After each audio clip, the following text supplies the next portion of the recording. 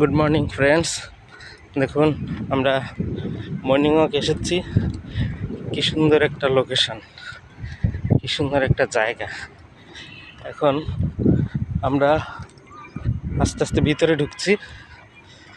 তো এই যে মর্নিং ওয়াক, এই যে দেখেন এক ভাই দৌড়াচ্ছে। আকাশ কিছুটা মেঘলা।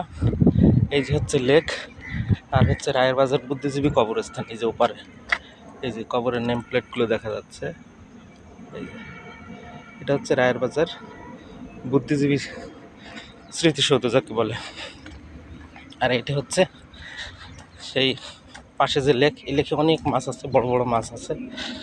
তো মর্নিং ওয়াকে একটা টিপস দিই আজকে সকালে, ভালো করে শুনবেন।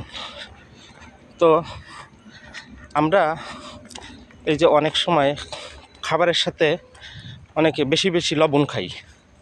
তো এই যে যে লবণ আমরা খাই, এই লবণ খাওয়া কি যুক্তিযুক্ত নাকি অযৌক্তিক? কারণটা কি? আচ্ছা, এর যে মেডিকেল যে ভাষ্য, সেটা হচ্ছে আপনার শরীরে যখন প্রয়োজন হচ্ছে অতিরিক্ত লবণের চাহিদা বেশি থাকবে, তখন আপনি কিন্তু এটা অটোমেটিক, এটা মন থেকে শরীর থেকে দুটো থেকেই চাইবে। এর ফলে কি হয়, আপনার চোখ, কি বলছি, চোখ, দাঁত, এগুলোর মানে আইসাইট, তারপরে দাঁতের, তারপরে হচ্ছে হিমোগ্লোবিন হয়ে যাওয়া, মানে কমে যাওয়া, এই সমস্যাগুলো কিন্তু দেখা দেয়।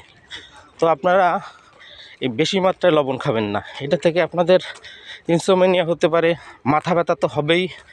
তো এইগুলো অ্যাভয়েড করার চেষ্টা করবেন। এই যে বেশি বেশি লবণ খাওয়া, হ্যাঁ, এটাতে আপনার কনস্টিপেশনও বাড়ে। তারপরে আপনার হরমোনের ব্যালেন্স কিন্তু হারিয়ে যায়। তো এইগুলো আপনি অ্যাভয়েড করার চেষ্টা করবেন। ন্যাচারালি তরকারিতে যতটুকু লবণ প্রয়োজন সেইটুকু দিয়েই আপনি খাবেন। তাহলে দেখবেন আপনি সব দিক থেকে ভালো থাকবেন, সুস্থ থাকবেন। আজকে এই পর্যন্ত। সবাইকে শুভ সকাল।